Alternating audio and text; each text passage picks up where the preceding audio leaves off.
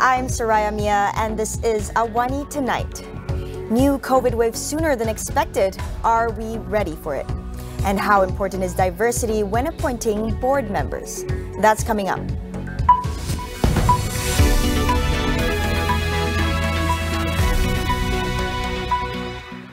Come July 4th, Malaysians returning from overseas no longer have to fill in the traveler's pass.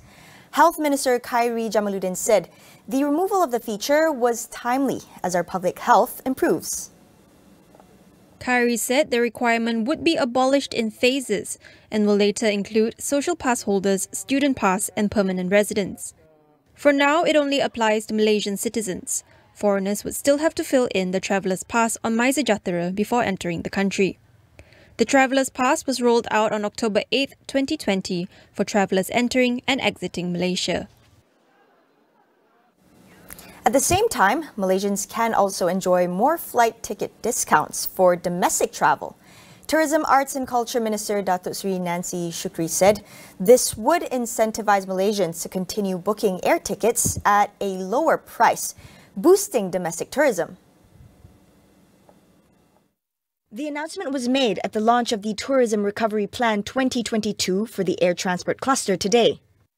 An estimated 45,879 Malaysians can redeem e-vouchers worth 25 to 100 ringgit through the purchase of flight tickets from July 1st to December 31st, 2022.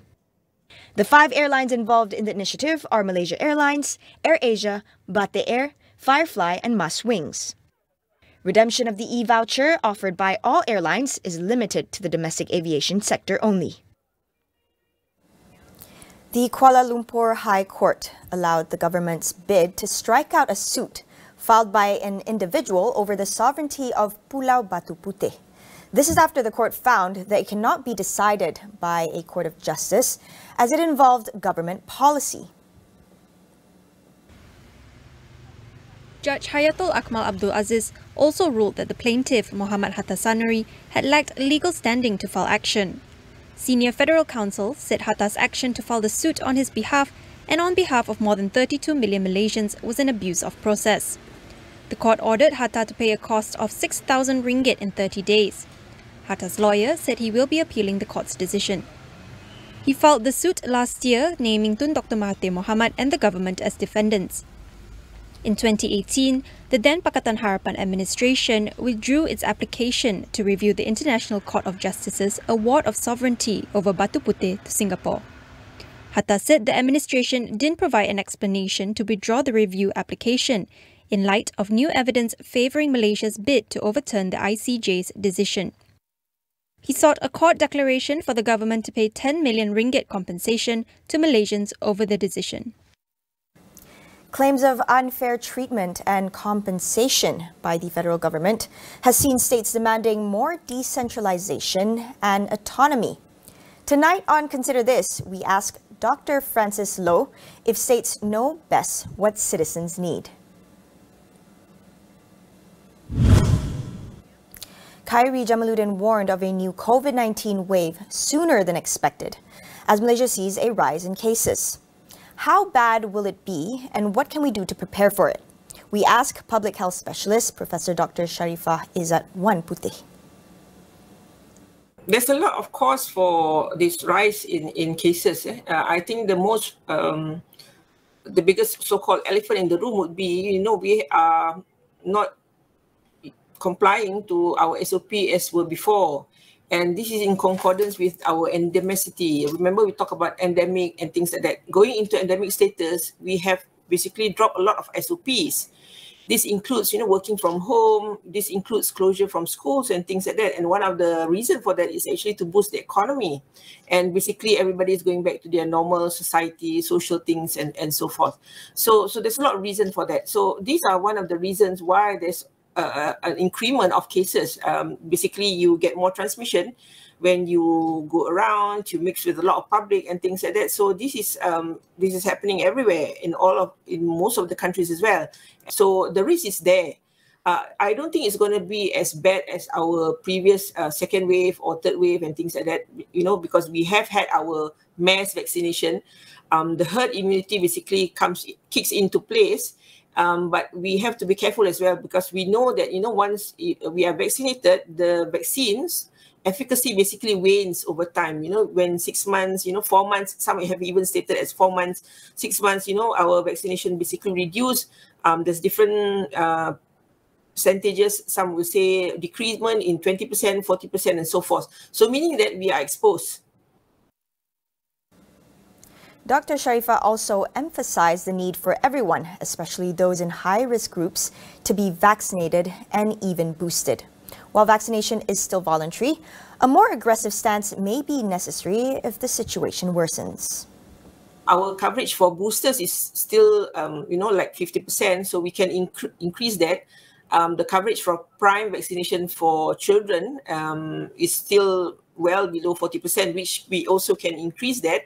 But also to maintain your SOPs and basically maintain the usual, sanitary, washing hands, wearing your mask in areas where, you don't have a lot of ventilation and so forth. We have not seen the full impact yet in Malaysia, and we thank God for that, and hopefully that we don't get a full blown. But other countries have already really stepped up going into your second booster. They have things like Italy, Turkey, all have started into very aggressively vaccinating at-risk population. So I would recommend at Malaysia to do the same. But again, at this point in time, it is very much voluntary. Basically we don't like carry around sticks and say that you get vaccinated. So this is more of increasing your awareness for the population, and knowing your options are to get vaccinated at one point in time. If the cases becomes high, and we hopefully that doesn't happen, or the healthcare is basically overwhelmed, the possibility is always there. Then probably we need to be more aggressive and forcibly maybe or encouraging people to be vaccinated in again for the 4th dose and things like that. We'll go for a quick break. Stay with us.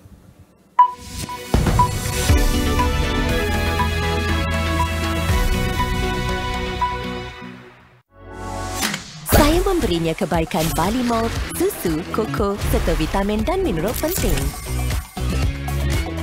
untuk membebaskan tenaga daripada sarapan berkhasiat. Covid-19 memperlihatkan kepada kita betapa pantasnya adaptasi teknologi di kalangan PKS kita. Niaga AWANI dan Unified Business akan menyelami perjalanan kebangkitan semula PKS kita melalui segmen Jiwa SME setiap Selasa dan Khamis untuk inspirasi anda. Transformasikan perniagaan dengan Unified Business, rakan digital pilihan anda. Hubungi kami sekarang dan jimat sehingga 50%. Jom Unified Business.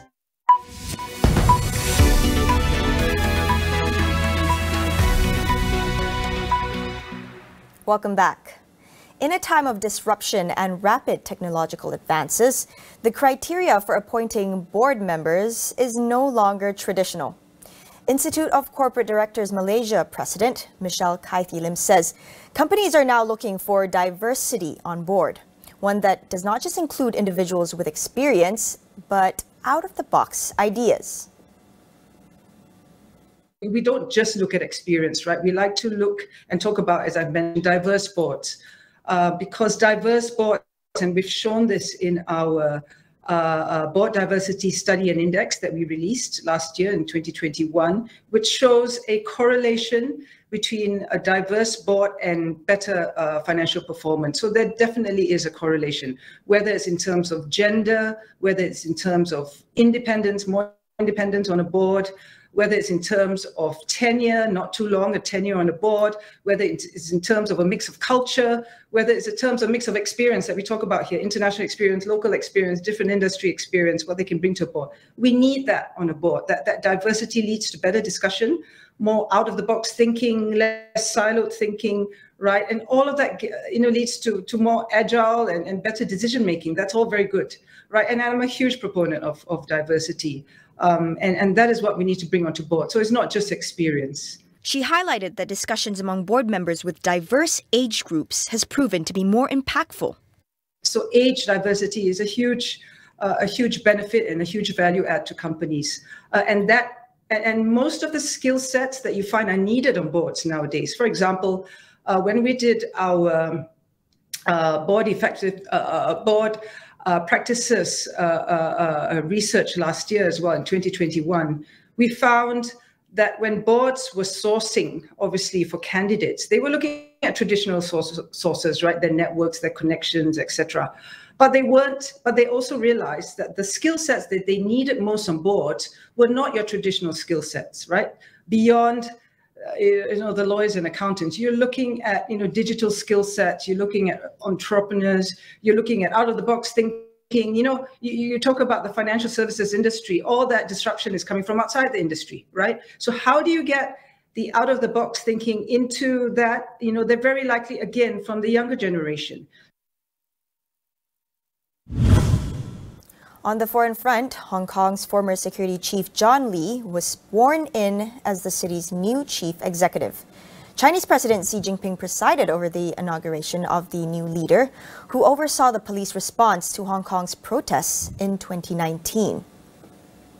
Lee, 64, was the only candidate in a Beijing-backed race to succeed outgoing leader Carrie Lam.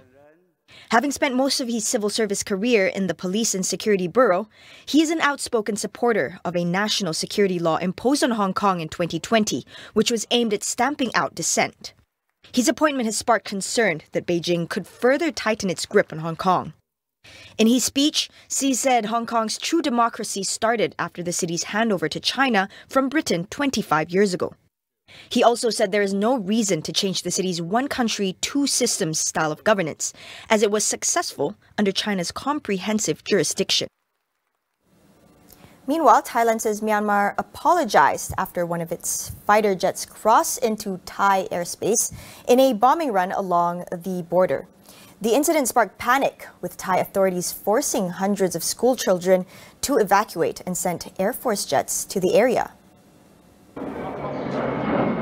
The incident took place yesterday over Phoplat district in Thailand's Tak province. According to Prime Minister Prayut Chan-o-cha, Thailand did not want to escalate the incident involving the neighboring country. Videos show what appears to be a MiG-29 circling into Thai airspace over villages and schools before firing on the Myanmar side. The junta has been fighting ethnic Karen guerrillas on its side of the border with Thailand. The fighting has gone on for decades, but intensified since it seized power in a February 1st coup last year. India's nationwide ban on single-use plastic comes into effect today as part of a federal plan to phase out the material in the nation. This is despite manufacturer associations saying they are not prepared to implement the ban immediately due to lack of alternatives. 19 items with high potential to litter are covered by the ban, including plastic cups, cutlery, straws, earbuds, and wrapping. Some disposable plastic bags will also be phased out and replaced with thicker ones from December 31st. The single-use plastic manufacturing industry in India employs nearly 200,000 people directly and around 450,000 indirectly. Anyone found violating the new rule faces the risk of a 5-year jail sentence or a fine of 100,000 rupees or both. The European Union President Ursula von der Leyen reassured Ukraine that its membership with the EU is within reach. This was the first time she addressed the Ukrainian parliament since granting candidate status to the country. Ukraine now has a very clear European perspective, and Ukraine is candidate country to join the European Union. Something that seemed almost unimaginable just 5 months ago. So today is first and foremost a moment to celebrate this historic milestone, a victory of determination and resolve, and a victory for the whole movement that started 8 years ago on the Maidan. You have come such a long way since 2014. You have chosen firmly to be a democracy and to live under the rule of law. The Ukrainian President Volodymyr Zelensky is expected to make an announcement regarding Ukraine's EU membership negotiations today. That's all we have for you on AWANI tonight. Thank you for watching. I'm Soraya Mia, and we'll see you again next week.